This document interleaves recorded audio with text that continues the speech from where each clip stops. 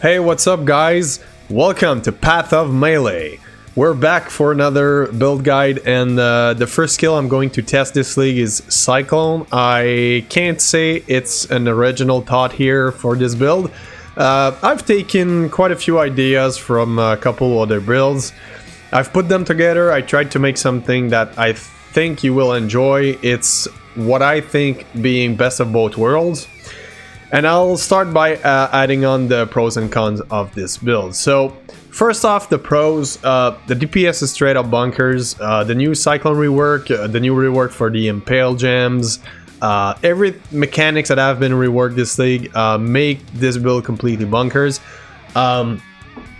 On this character specifically, I have a very expensive weapon, but you could cut this weapon in half from his DPS and you'd still get over 2 million DPS on Shaper. Right now, I'm evaluating it at around 4 million, maybe even 5. It's hard to say because I crunched the numbers, but I'm not really good at math, and there's no really way to calculate the Impale DPS because pattern building doesn't do it well. Whatever. Slayer rework gives us 20% more clear speed because our movement speed gets faster. We also get more attack speed from the one of the passive rework from Slayer, so that's another pros. And also it can really work on a cheap budget. Cheap being relative here because everything melee is expensive this league, but as further as the league advances, the cheaper it will get, especially for the uniques that are easier to get as the league advances. But without having a crazy clear speed, you can get a pretty decent budget build that can clear the entirety of the game. It's not okay. Now the cons, honestly, as you can see in this video, it's not meta for clear speed. They reworked Cyclone so that it wouldn't work, that you don't have to constantly move with it. Doesn't change anything other than it feels smoother, but when you get to endgame, it doesn't change anything for your clear speed. You still have to invest a lot in movement speed if you want it to feel good, and attack speed, because your movement speed by itself is not enough to clear everything, because you're not using your phase run because you're gonna melee all the time, so it would be almost useless. You still need a lot of clear speed on your gear, and you still need attack speed to make a leap slam around the map feel good. Other thing that it's a con, and it's the only other one, is that it's still a full frontal melee character, so you need to invest a lot in defense to be able not to die every time you encounter something difficult. And for now, Legion mobs hit like trucks. We're the 20 June right now, and they still hit like trucks. I don't know if there's gonna be a nerf. The Betrayal League had the same issue and they nerfed them after a while. I don't know if this is gonna be the same thing, but for now they hit like trucks. Overall, we still do a fuck ton of damage, and I will explain you why in the build montage. So, yeah. Alright guys, you saw Minotaur died super fast. That's basically from the melee skill rework. What we have here is an opportunity to try physical damage skills. They're super good. You don't have to convert into an elemental damage for it to work. We're going for full physical here. Nothing new, nothing special. I will explain, however, why I made those choices and what's up with the build. First off, the build is extremely slow, okay? Cyclone needs to have a very fast movement speed for it to feel comfortable while mapping. And that has been my main issue. The other issue I had was that it requires more defenses because you're really up front in the face of your opponent. So every boss that hits hard, especially the Legion mobs that they hit like trucks, sometimes you will die. So try to prepare for defensive maneuvers.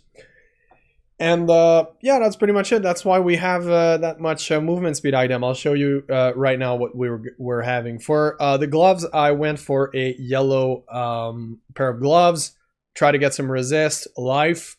Sting and Vise is your best choice here, but any belt would work with a decent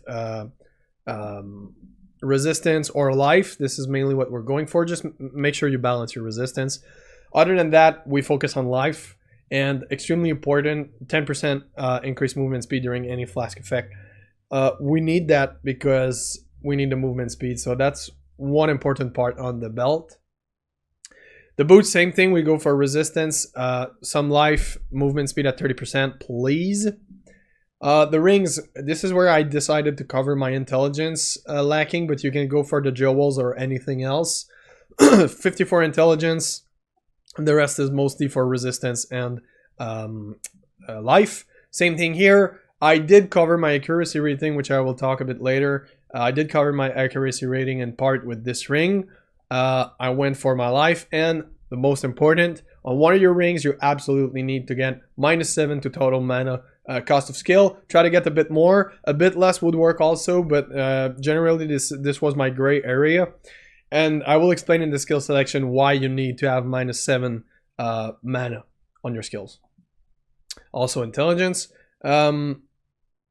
Devoto's Devotion is an absolute must in every single Cyclone build right now.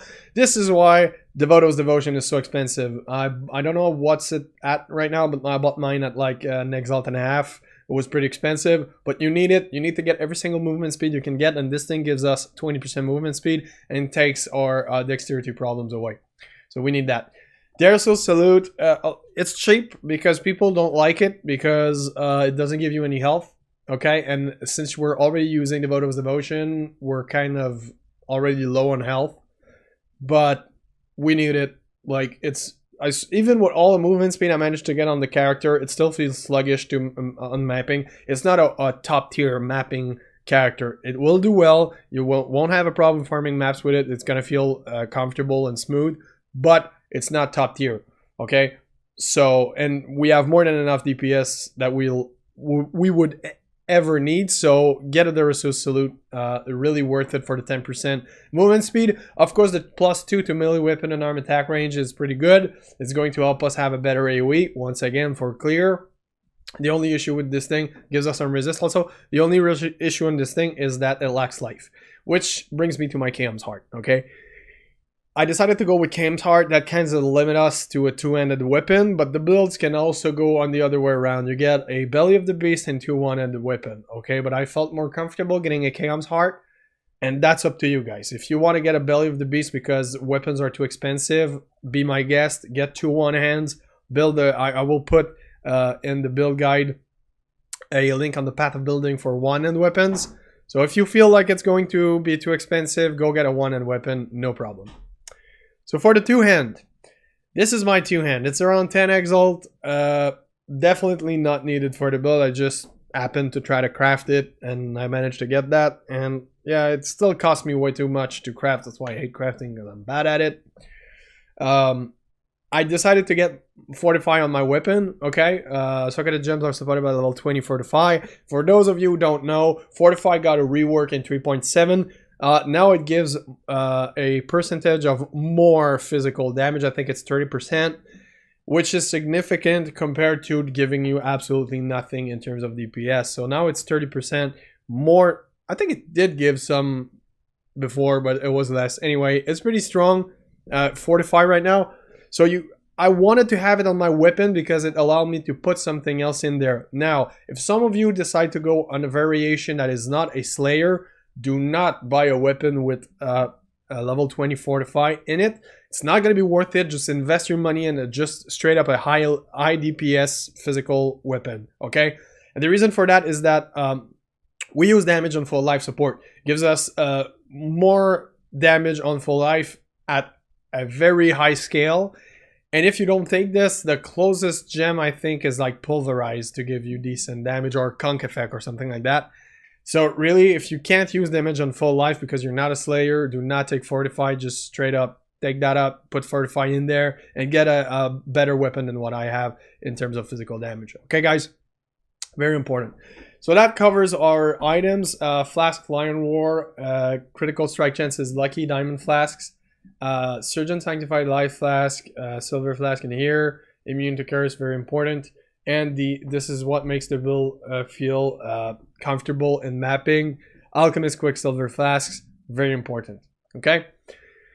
Now, I'll try to make it short, but there's a reason why I went where I went. This build is going to be a crit build, okay? You've noticed my weapon, it has critical strike chance on it. We're going for crit.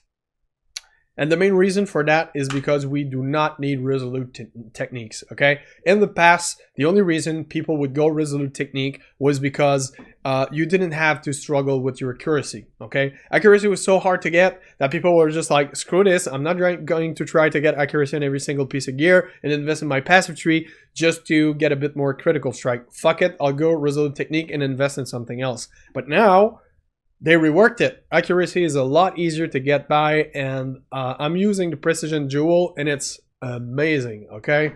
I'll show you guys what I mean.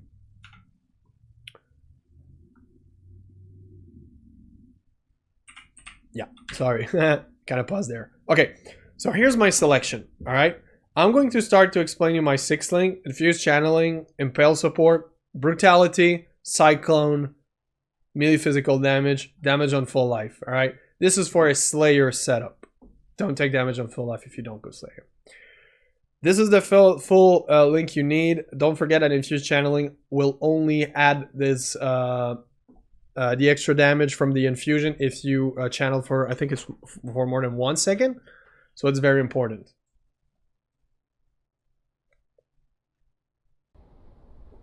For the rest of the gems, it's a bit more complicated, so bear with me here. This is the non-useful setup. So vulnerability and cast when damage taken, immortal call. It doesn't really help because we're not having endurance charges for the immortal call, and in the vulnerability kind of thing, we don't need it because most of the time bosses will die before the cast when damage taken will proc. Okay, so if you're lacking space for your jewels, take off the vulnerability.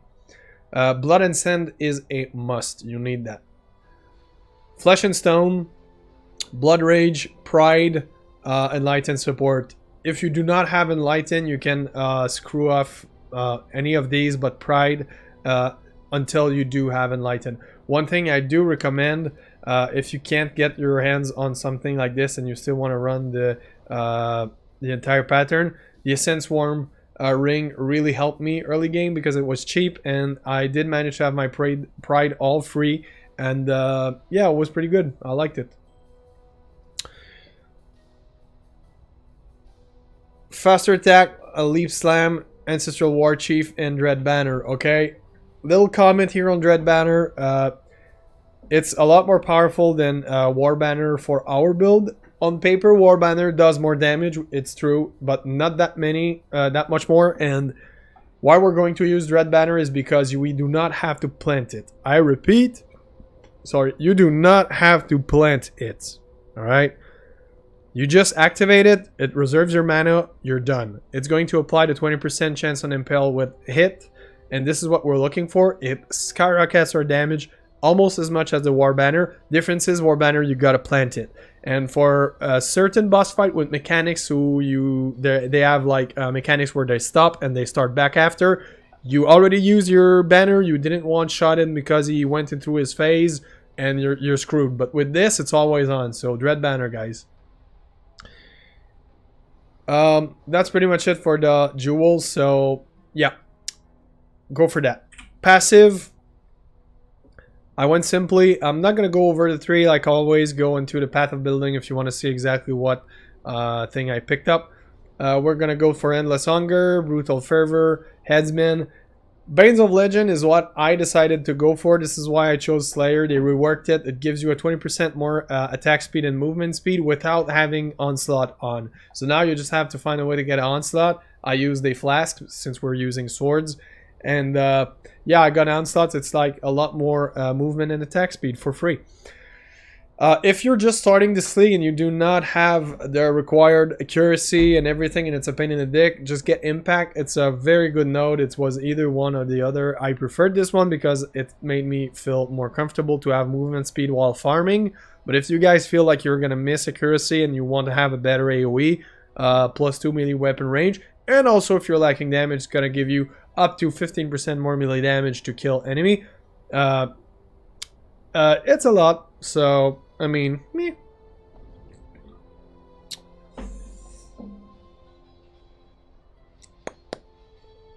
Alright, the other thing here that I need to show you is the Watcher's Eyes, okay? It's the only thing I'm going to show you in the tree because your hits intimidate enemy for 4 seconds while you're using Pride.